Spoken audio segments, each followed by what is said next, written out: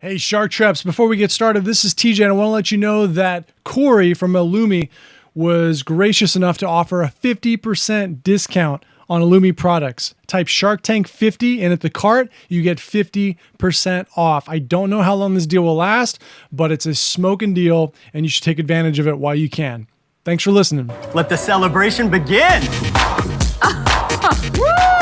Oh, pretty cool. Very cute. Corey, how does it work? Hello, Sharks. My name is Corey Egan. And my name is Swapnil Bora. We're from Dallas, Texas, and our company is iLumi Solutions. We're here to show you the future of lighting.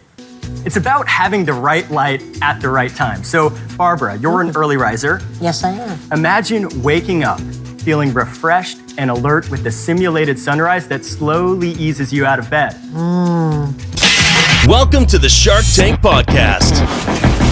Each week, one of the best entrepreneurs from ABC's network smash hit Shark Tank teaches you how to swim with the sharks without being eaten alive. And now your host, serial entrepreneur, TJ Hale.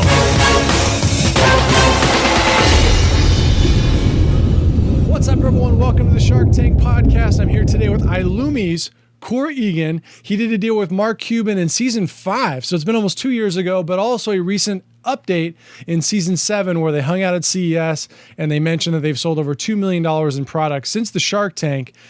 That might not sound like a ton of money, but they had just barely launched on Kickstarter when they went in, so technically they were pre-revenue because they weren't even shipping product yet. So I'm going to take a breath, and Corey, I'm going to welcome you to the show, and how are you? Doing well. I'm doing well. Thanks, TJ. Thanks for having me. You got a whiteboard with some like Wi-Fi password and your travel plans on it. Where's all the iLumis? Where's the discotheque? Where's the bright lights and music pumping? I've got some samples here, but I'm in a conference room right now, so all the bright lights and distracting background noise of electrical soldering and those things don't distract us too much. Okay, well, when I was looking on YouTube to kind of see what was out there in terms of your product, most of them are people doing product demonstrations with like the beats pumping in the background, the doom, doom, Exactly. Music sync. Yeah, so I'm actually curious, like, is this product niched at those guys who've got SoundCloud like hooked up to their big screen with the light bulb behind the TV, or is it just average Joes like me and, you know, everybody else? So we've definitely seen both. Obviously, a lot of folks that use the bulbs to sync it to music, for atmosphere, for entertainment, just to kind of have fun. We've got actually like at least 3 or 4 music studios that have installed bulbs just to kind of create a different vibe, atmosphere for them and some of their artists. But honestly, what we're moving towards is just trying to create a really good quality light. You know, it's LED, so it lasts for 20 years. And we just want to help you get the right lighting for your space, even if that's warm white to cool white, or setting a simple sunrise in the morning, or helping you sleep better at night with night shift lighting. Just, again, trying to do really good quality lighting as simple as possible. And I'm actually curious about that. When you start creating the product, or you kind of put the idea together, and as it comes to life, oftentimes what you intended it to be for isn't what the most popular segment of the market is, or there's some changes. How much has that evolved? Like, did you nail it, that it was more of a consumer product? Is it more of a B2B? Like, kind of, how close were you to the bullseye? So, It's been really interesting because on one hand, we've been extremely close. Like the concept for iLumi, even when we started in our business idea competition, when my co-founder Swapnil and I were classmates at UT Dallas and said, hey, wouldn't it be awesome if you had an app-controlled color-changing light bulb, right? A lot of that same kind of underlying premise has been the same. What's changed is kind of the channels, the markets, the landscape, how different people are using it, some of the particular applications. So when we first started, we didn't know that light could have an effect on, you know, helping you feel alert in the morning and awake, triggering a circadian response, and then again, kind of helping you sleep better at night. Some of those areas are new, and then also some of the potential for lighting in other ways, right? In terms of just some other unique applications that the IoT is going to unveil over the next few years. So I'd say we've been pretty close to spot on. If you'd take a look at some of our older plans, definitely taken a lot longer and cost a lot more and been tougher than we initially expected. But I also say we haven't arrived, right? This industry right now is exploding still over the next few years, and it's going to continue to evolve. So we're looking at doing some interesting things here in the next few years. Cuban, in fact, in our follow-up story, referenced iLumi. We're not a light bulb company. We're a Bluetooth mesh networking company. And that's something that we've been in building out here over the past few months.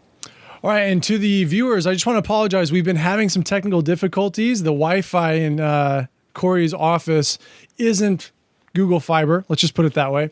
So we're going to try to push through that. Hopefully we don't have to stop and start over. But I also want to remind everyone, if you're interested in going on Shark Tank, if you're planning on trying out this season, definitely go to sharktankpodcast.net/premium-content. We just finished our 12-minute interview on exactly how Corey got in the Shark Tank and what he would do differently if he could start all over again. And I think it's definitely worth your time to check that out if you're hoping to get on and follow the path that he's blazed to Shark Tank success. So I got to get my little kicker in there.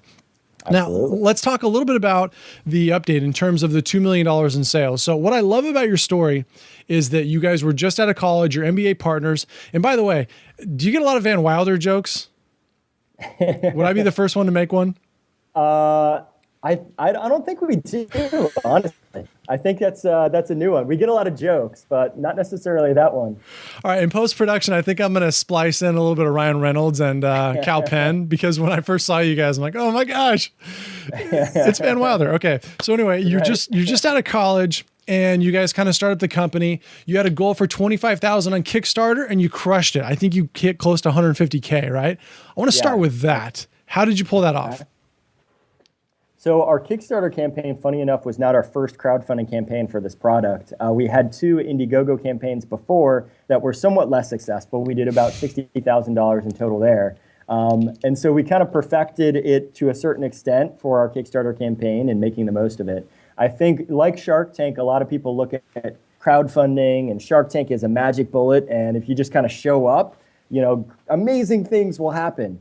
And that's not the case at all. It really, in both cases, it requires a lot of planning, a lot of effort, a lot of strategy. So with Kickstarter, it was understanding who our customer was and early tech adopters, how our product iLumi would help them, like what features and functions, and then how they could acquire it and how they could help us, and kind of communicating that in a simple terms as possible, not overcomplicating the campaign, not overcomplicating our communications, and just kind of key marketing 101.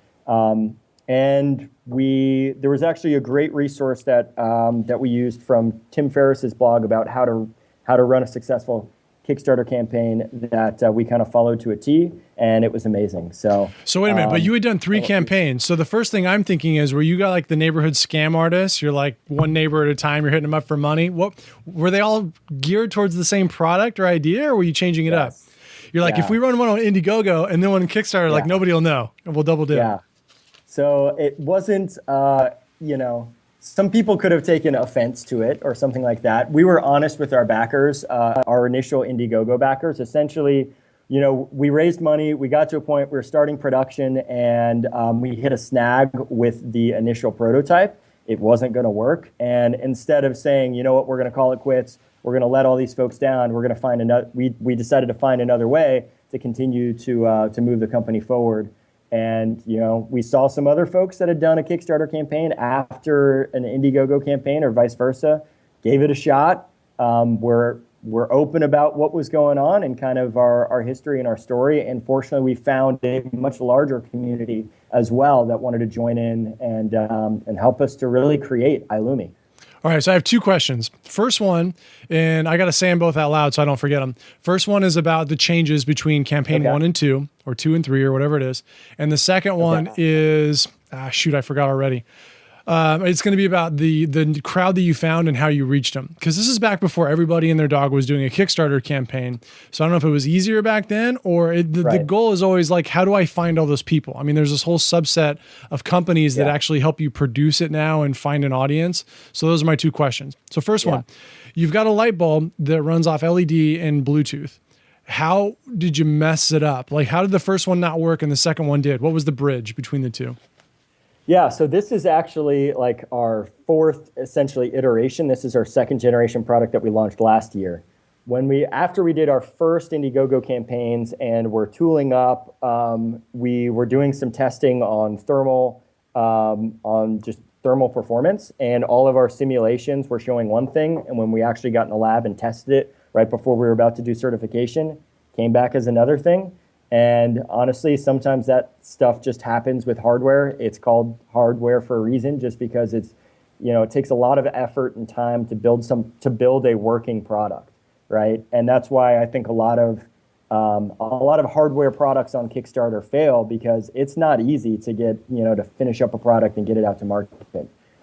Fortunately, as we went around the second time, we learned from some of our issues. We brought in more resources and more just expertise. We learned a lot through the process. We knew where we were having issues, and opened up our heat sink a lot more, allowed for a lot more airflow, and improved the form factor a little bit too, and launched our first generation. So, our first generation product was great. We sold tens of thousands of units around the world, in addition to just what we did with crowdfunding. And then we realized that, hey, we can make it even better, and launched a second generation, and just kind of continued to improve the form factor, performance, lowered the price a lot more. And I'm sure there will be more future generations to come too. Yeah, I definitely want to get into the price, because that's gone down since Shark Tank. Let's talk about the crowd part of crowdfunding. Yes. The biggest difficulty people have with no platform is finding the audience and raising it up in the rankings. So you got potato salad type exit numbers here. How did you do it?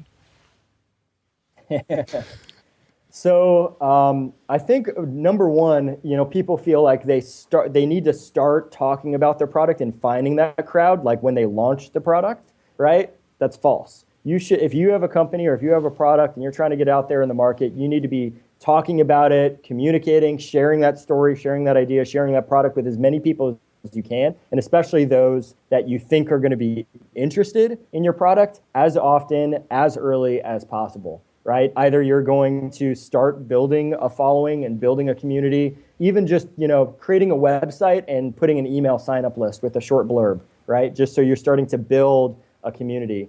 When you don't have a prototype, you don't have a product, just start, right? Don't hold on to it and say, oh, it's got to be perfect before I share this thing with the world. Otherwise, you're not going to know what people actually want. You're not going to know what they care about. And it's not going to be as successful when you do launch. So that's number one, start building your community early.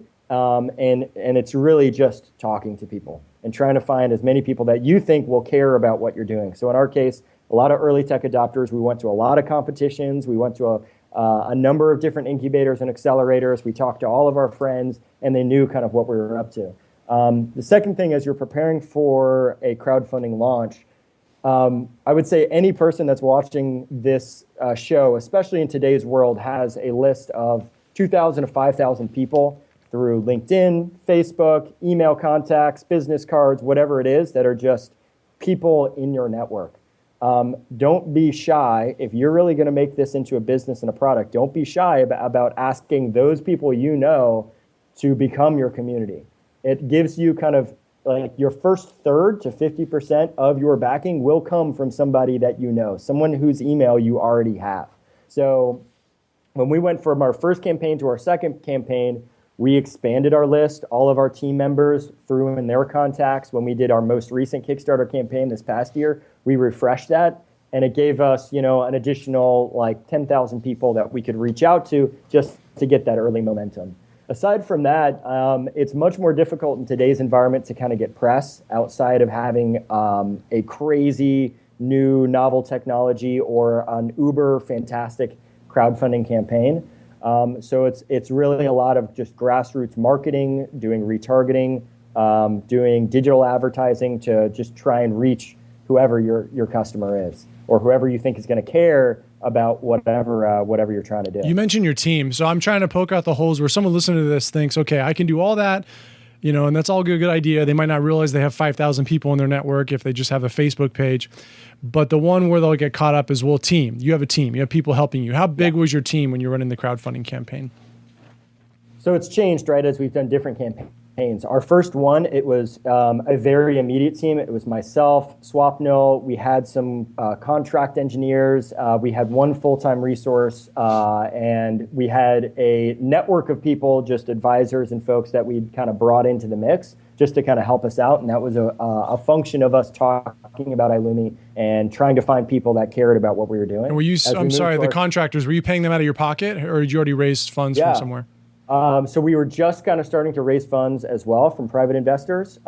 Some were kind of on just a compensation basis, contract work, hourly rate, those kind of things. Some actually took equity, believing in the idea, believing in the product to help us kind of make it come to fruition. So it was a combination of both, and being very, innovative in how you find the right people to bring onto your team that are going to help you to move it forward. That's a must, right? Especially if, for us, we were, new to entrepreneurship and startups. We were new to the industry. We had not done this before. So finding the right people that were going to help us carry it forward was essential. As we grew, like our most recent campaign, we had 10 direct employees.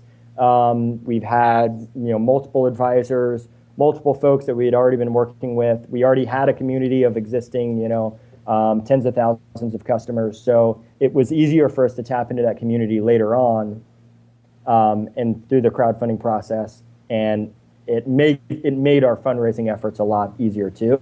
But still. Early on, you're able to accomplish some amazing things through crowdfunding.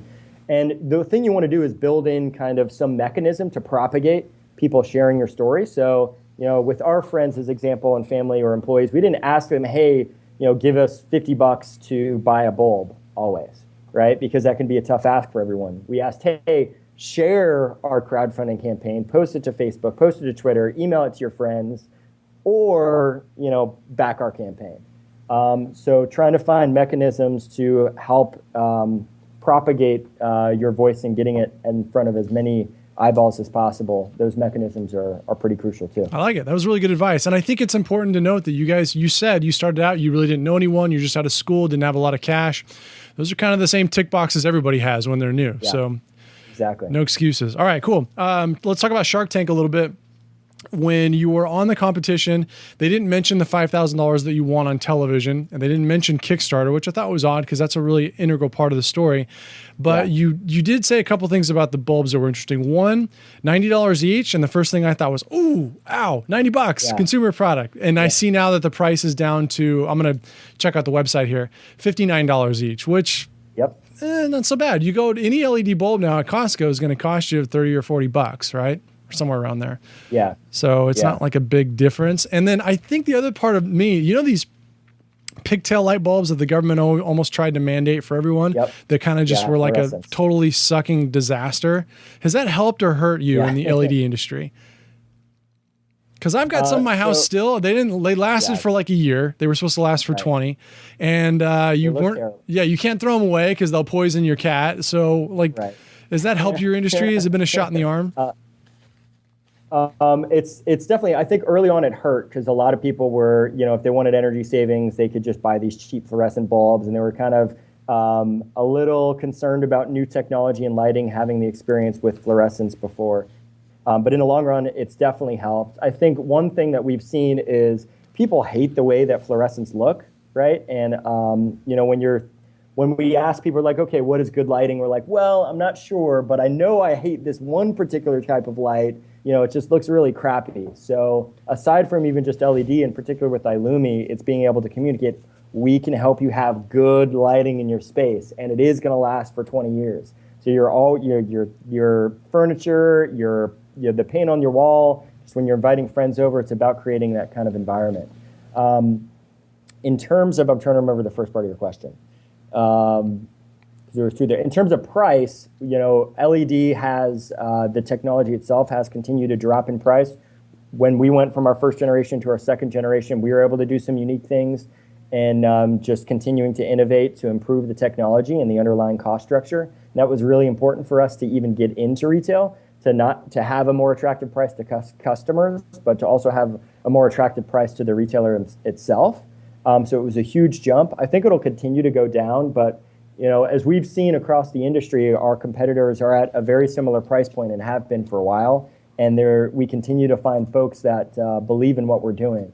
I mean, if I could sell them for $1 each and get them out there and be able to have a sustainable business, we would.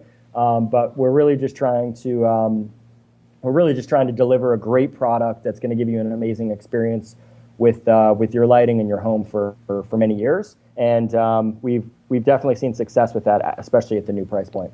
You know what I noticed recently in the market was the flat panels. They almost look like little mini sunroofs. You can do hallways, you can do ceilings, like mini closet spaces.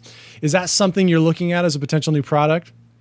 Yeah, I'd say across the board, with LED lighting and with lighting in general, it's one of those things like when you start thinking about it and noticing in your home or in a restaurant or in an office, there are thousands upon thousands of different products that we can bring to market. So we do have some other products that we're launching. I can say we're launching an outdoor flood right now, and then working on a new strip that would be coming out shortly to just add onto our product portfolio. But we've got some other stuff coming on later in the year. And then we're also working with some other third parties to enable their products. So giving them the Bluetooth connectivity and kind of some of the smart lighting software side of things to turn other, products like the flat panels that you're referring to into kind of a smart controlled light. Yeah, I'm talking as if I'm a lighting expert. Like when I see it at Costco, it means it's available to everyone. But anyway, it does excite me. I look in there, I'm like, ooh, lighting strips. Ooh, I could, if I had a week to spare time, I could install all this stuff in my house. It's kind of got that whole ABC Extreme Home Makeover feel. Like,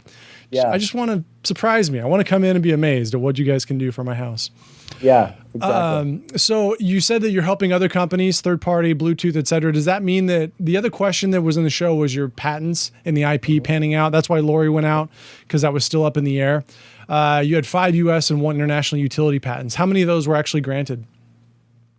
So right now we have 7 granted U.S. patents and a number of other international patents that are still pending in different regions and different countries, and some other U.S. patents. So we've been very fortunate to have to start early in the process. When we were first back in 2010, just had the basic idea. We started investing in the technology and putting the IP into place. So now those are getting issued.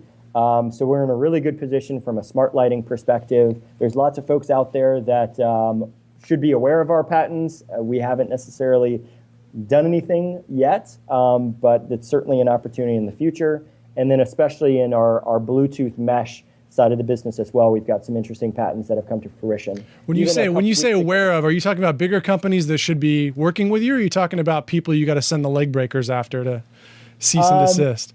Is it both? Yeah, I mean, probably a little bit of both. I think if I would say from our perspective, without making any overt claims, right, because I got to be careful to do that. Right. If you see a color-changing app-controlled light bulb, they're likely infringing our patents. So we just, we've been focused on building great products and growing the brand. At a certain point, it may make sense for us to be more forceful or opportunistic in helping other companies, again, kind of build connected smart lighting products. It is interesting. If Mark were here, since he's the guy who actually mentioned on the show he'd like to get rid of all software patents and just let people duke it out in terms of quality. That makes waves for sure. Don't want to get into that. I want to talk about the feedback you got in the tank and how that helped you going forward. So I've got my little list here of some of the things that the Sharks said to you while you were there, and we'll just kind of go in order. Kevin started and said, if there was ever a royalty deal in the tank, you're it. Tell me if I'm wrong, but I'm sort of focusing on what matters in this deal. If your IP clears, if your intellectual property clears, you don't really want to be in the light bulb building business and distribution and logistics Or business. do you? This is our answer. So we know that the value in this company will come from, one, building a great company that we are manufacturing and shipping bulbs. Wow. There's so many players in the light business that have massive market share. If there was ever a licensing deal in Shark Tank, you're it. But you're telling me I can't wait to build my light bulb factory. That sucks. Tell me your thoughts at the time versus now. Was he right? Well, would it have been easier just to jump and sell the technology? Yeah, I mean, so at that point in the company, we already took almost $200,000 in crowdfunding money from folks to help us deliver a product. right? So it would have been very difficult for us to say, you know what, never mind, we're just going to go do our own thing. And we really believed that the long-term strategy, we could bring products to market, but that wouldn't limit our ability to license and or sell some of our underlying technology to other third parties. So I think Kevin is right that there's a lot of opportunity from royalties or from licensing deals. We just felt like the best way to pursue that was starting in building out our own products with that underlying technology, and at any point we could come back and license to others, which is something we're doing right now. Right. So I think he was on point. It's just it would not have been something at that time where we could say, okay, we won't make any products. We're going to kind of back out of all of our commitments and our promises to this great community we've already built and just ignore that and then solely go in this direction. Yeah, he's old school. All right, so Barbara said $90 a bulb's a hard sell. Turning on my lights with an iPad seems kind of weird.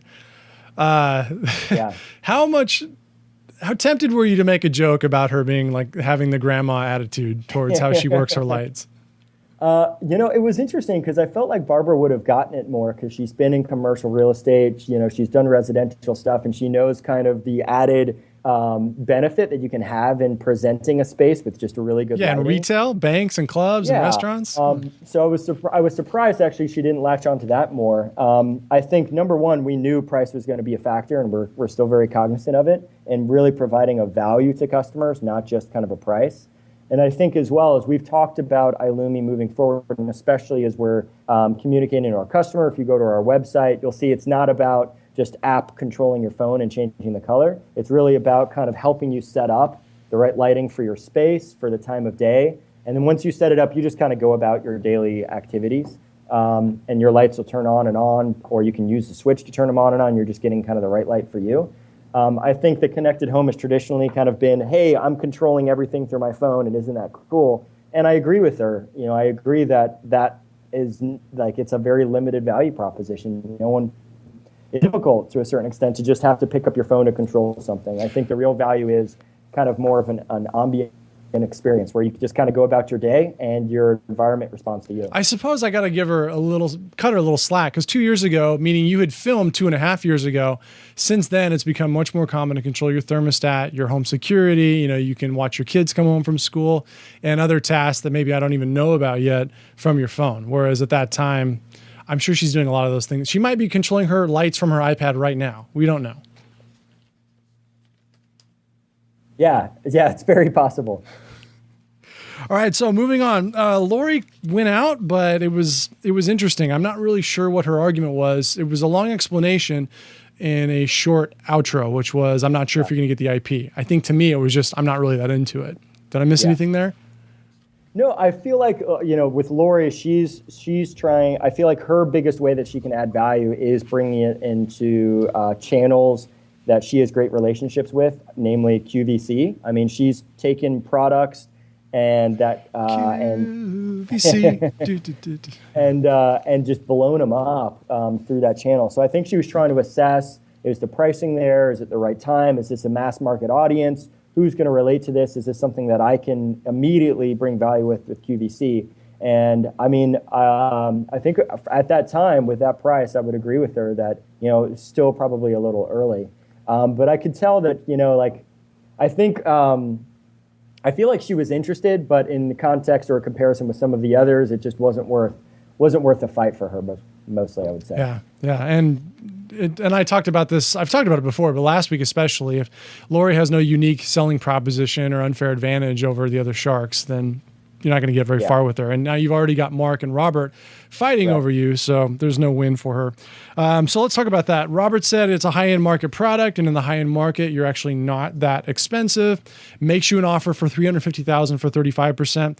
Mark comes in and says he's being greedy. I'm going to be less greedy. Does the same one for 25%. I would like to, if it's okay, be open to other offers as well. All right, guys, I'll make it easy. Look, I think Robert is being a little bit greedy, but I'm not going to be totally ungreedy because I think I can bring a lot of value. So what I'll offer you is the $350,000 for 25%. Mark, really appreciate your offer as well. Wow. Ichihuahua. Gotta tell me yes or no. Oh my God. If it's too much equity and that's what you feel and you have a limit that you've set for yourselves, then let's not go back and Sure. forth. Just tell me the limit, and if you want to do Why a don't deal you with wait me, and then see we'll if you have figure it any out. other offers?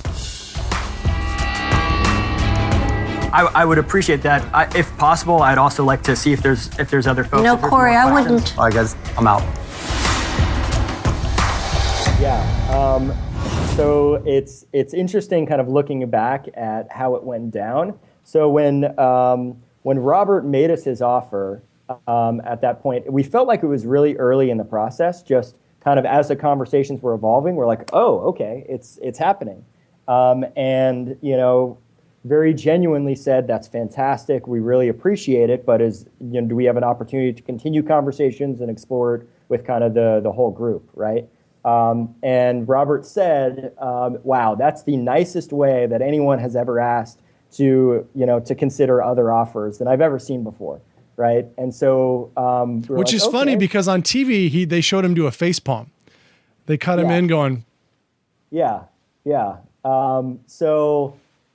So for us, as we were kind of managing the room, we felt like, all right, we're okay. We're in, I don't know if this is the right word, but the friend zone. We're all on the same page. Green light. They believe in us, and we're all right. And our thought was maybe we could, we wanted to do a deal with Mark. We knew that going in, but if we're able to get, Robert and Mark on the same page, or Robert, Mark, and another shark on the same page, not necessarily just from a valuation perspective, but to just kind of have more firepower, right? More sharks that were interested.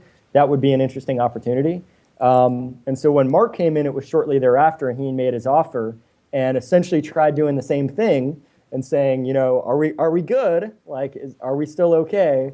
And immediately, Mark, pressured us into making a decision, making a deal, and I think it was strategically probably a very smart move on his point. So I think that was the one moment looking back that, we should have been more prepared for. We should have played out that scenario and known, if we would have countered at that point with, let's say 20% for 350, I don't know, but I feel like we would have had a much more likely chance to get a better valuation or kind of work it in our favor a little bit more. But yeah, it was interesting kind of how it played out, and it made for great television too. Yeah, no, it was. Oh, go ahead. Sorry. Yeah, I remember watching it with our friends when it first aired, and we're from Dallas, so a lot of Mavericks fans that were big fans of Mark Cuban too. So when he made the offer and then backed out, and it cut to commercial break, everyone kind of made a collective like, "Oh no, you screwed up! You're done. Turn the channel." Yeah. No, I thought it was well done on the part of the editors, because it's not very often they say I'm out and then come back in again. And in the cases where it does happen, like the gentleman who did the rapid ramen cooker, Mark went out on his, then they shook hands and their deal didn't go through. So I was actually interested to learn that you guys did do your deal. Yep. He and Robert kind of went at it a little bit. They got the rulers out and they had a test of manhood, and Mark won. Mark, I know the 24-second shot clock. Yeah, I didn't even get the that, 24-second shot clock. It was an opportunity to say, look, Mark, here's the number. Yeah. And if you wanted to do business with me, you would have given me the number. Mark, if you could give us a moment, we would love to take a time. Is that all right? Okay, fine. Okay. All right. I'll put another offer on the table that doesn't involve so much. You should think about that. My offers are always very well thought through. You already know what's going on here, right? Robert didn't quite get it, so he asked for a chunk of the company. Kevin did what he always does. That's ridiculous. Put I out got a it right ridiculous away. offer. Why do you want to manufacture anything? Why do you want to go through that headache? Look, if someone comes along and makes the right offer on a licensing deal, yeah, absolutely, right? But the biggest upside for this company is going to come from ongoing development. That's ridiculous. You could get a $4 million advance on your license, fund your next 5 ideas from it, and never spend an hour in the plant. You guys are nuts. The challenge that I'm seeing is, the patents are pending, and, we've put a lot into that. It's getting from here to there. Are your patents going to clear or not? What do you think? Even if they don't. My friend. If they don't, you've got a world of hurt. No, because you're just off to the races, and it's just a real nice business. Small light bulb manufacturer. In my perfect world, all the patents for software go away anyways, and you just hustle and you grind. This is not software. It's a little bit of a feeding frenzy in the tank. And I'm going to play the clip of you guys doing the walk of shame at the end when you walk out. And well, I guess, what's a word that rhymes with shame that means really good? Because you guys got your deal. So, yeah. But going forward from there, you still got challenges. You got to get ready for the airing. You got to make sure that you ride this wave as long as possible. You've told me off air that the gift keeps on giving.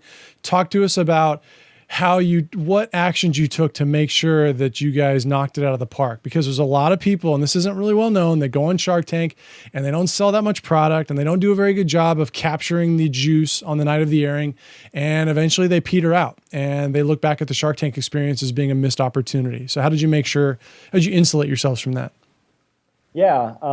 So I think the first thing that we were trying to do, when we filmed in September, we still did not have a product out. We were still in kind of a pre-revenue, pre-sale perspective. Scary. So our number one focus was, let's try and finish the product and have it available for actual purchase, not on a pre-sale, and have inventory available for whenever that aired. We got close. We aired in April and started shipping in May. But I feel like that was somewhat of a missed opportunity for us. If we were able to get the product available sooner and have it available, we probably would have had higher conversion and some of those things. I think also at the point of airing, just making sure you're prepared with your e-commerce site. I don't think, like, we had kind of some of the basic parts of our site built, but we went through a major overhaul like 2 weeks before. And it was just very stressful trying to build an e-commerce site and not have anything tested as far as what works, what didn't work from a conversion perspective. Yeah, that's super scary. And it looks like your site looks great now. It looks like you're using Shopify. Is that what you were setting up at the time? Correct. Okay. We actually had so it is Shopify now. Before we were on Squarespace from our front end, and then Shopify for the actual checkout process. Okay. And we switched over to solely Shopify just to kind of streamline some of the web building operations part of things. Let me ask something real quick. It seems like Mark Cuban Company's got a pretty slick deal going with Shopify.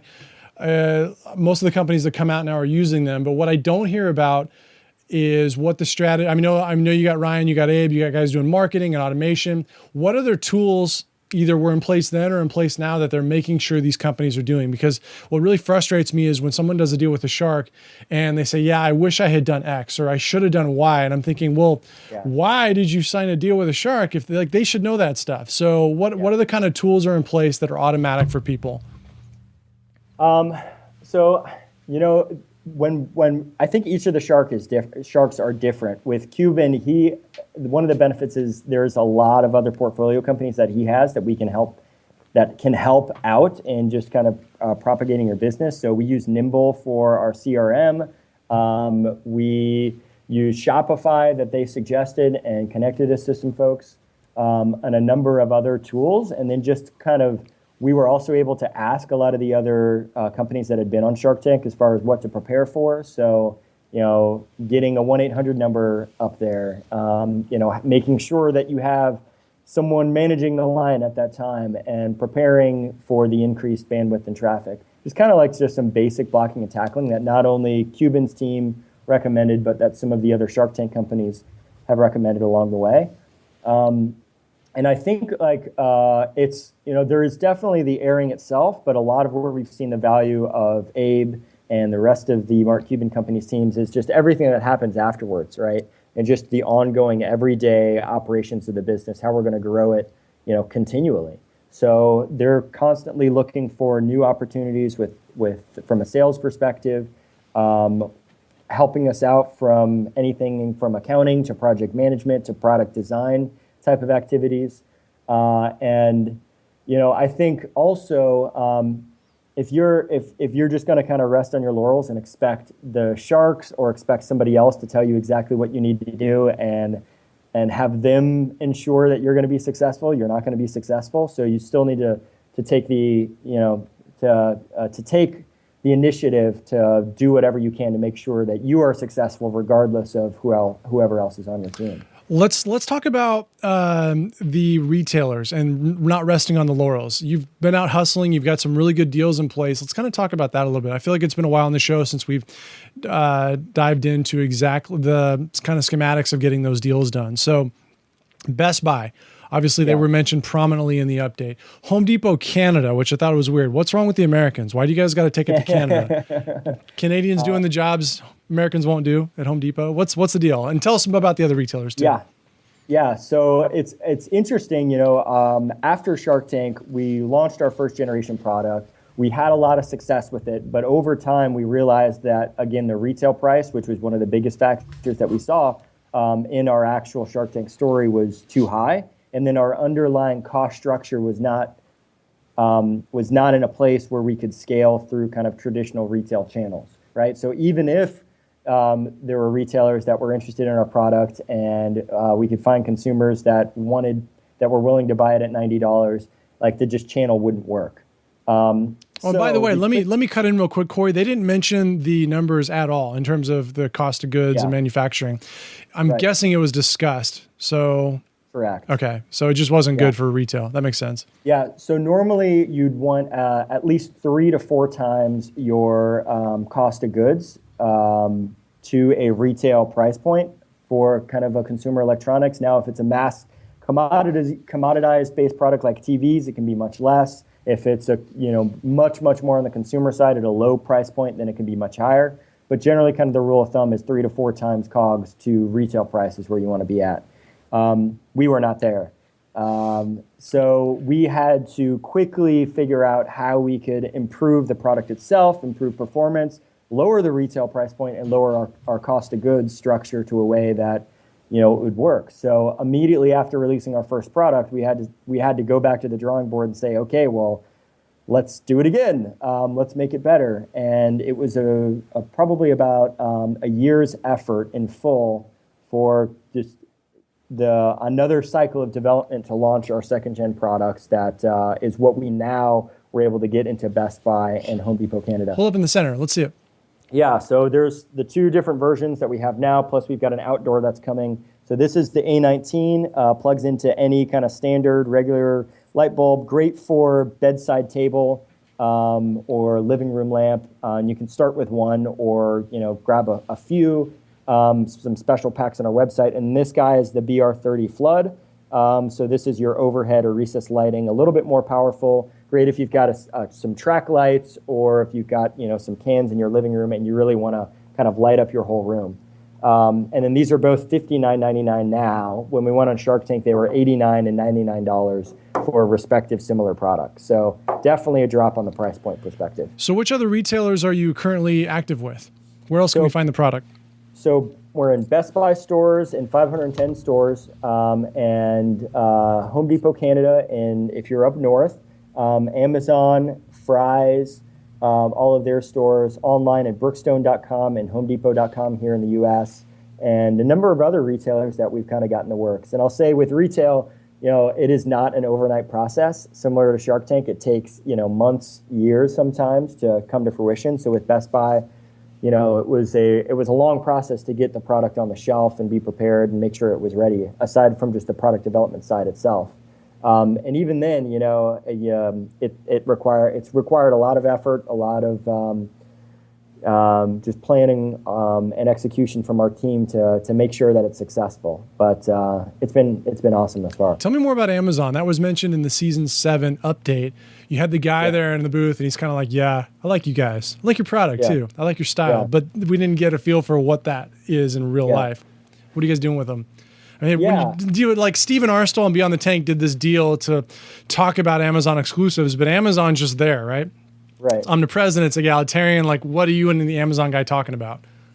Yeah, so we filmed with multiple of our buyers for the follow-up story, and Amazon was a lucky one to kind of get their specific name reference from one of their folks. So that was actually Kyle from the Launchpad team, which is a really cool team at Amazon that's just there to support kind of more startup-based companies, younger companies that aren't established brands, so to speak.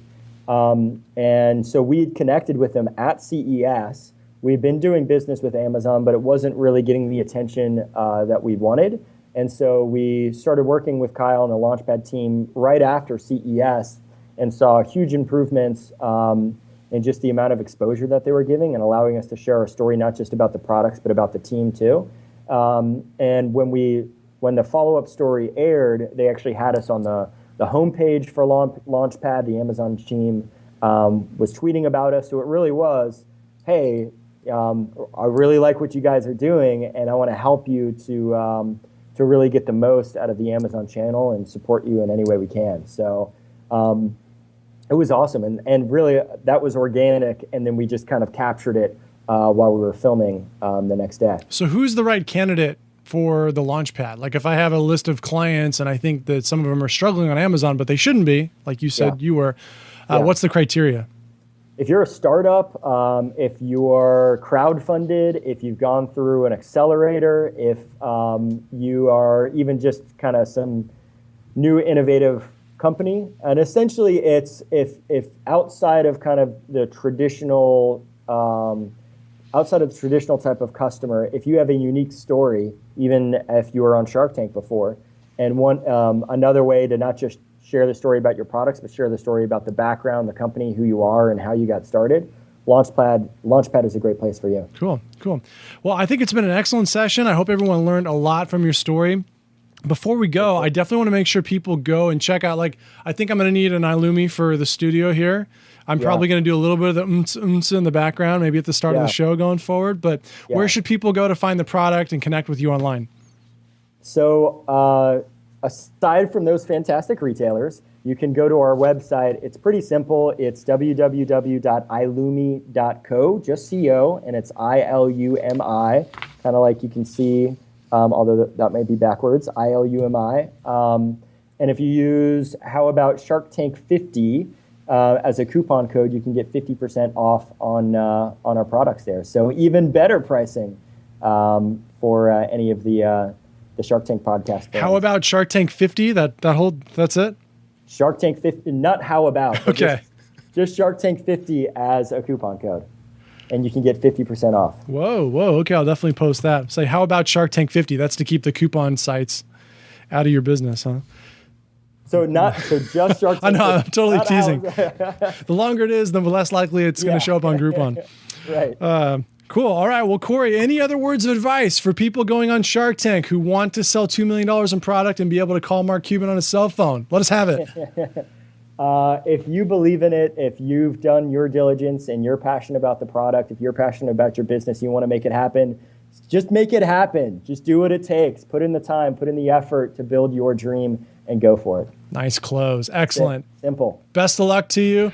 Light up the world. I wish I had a better cliche. What's a good cliche for light? What's yours? So we say live your light. So you're welcome to say that as well. Live your light. I should have been ready for that. My fault. But congratulations. Great to have you on the show. And I look forward to seeing bright things in your future. Yes, exactly. Yeah, thanks, TJ. Really appreciate the time. And best to everyone out there. You know what? I'm out. I'll tell you why I wanted so much equity. It was simply commensurate with the risk. I don't see that wide a market. So I think you've got guys, one equity he's offer, out. you've got royalty out. Kevin's offer is ridiculous. My offer is great. I just want you to deliver the patent. Kevin, I'm going to get him to write a software program that just puts a puppet there and just recalculates the Because same I'm right offer. every time, It's just over the and over and same over. offer. Corey, if you go with Mark, Guys. you're going to listen to this every day. So first of all, I want to thank you all for your time today again. Kevin, we appreciate the offer, but it doesn't really match with the vision for what we're trying to achieve. You want to make light bulbs. We want to make light bulbs and make a great business and bring iLumi to the world.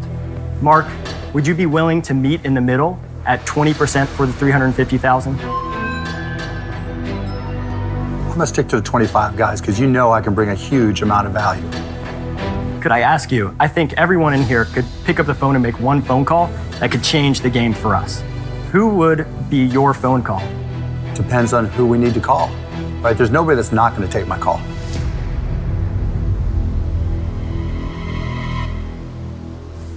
I like your answer. That's a good answer. Okay, Mark, you've got a deal. I knew it. Let's go to work. Good deal. Congratulations. It's a great program, guys. Congratulations, man. I'm looking forward to it. Thanks, man. Yes, sir. Live your life. Talking about Live your life. Your life. life, baby. Mark, I want one. Working with Mark, it's going to be a tremendous fit. He gets the technology that we're bringing and our vision to make it happen. Mark's just going to be like fuel on the fire. This thing is going to spread like wildfire, and iLumi is going to shine across the world. Thank you for jumping in to the Shark Tank podcast. Please subscribe to the show on iTunes and head over to sharktankpodcast.net to get the show notes from each episode and join the free Shark Tank Insiders list. You can also find us on Instagram and Facebook at Shark Tank Podcast and on Twitter at Shark Tank PDcast.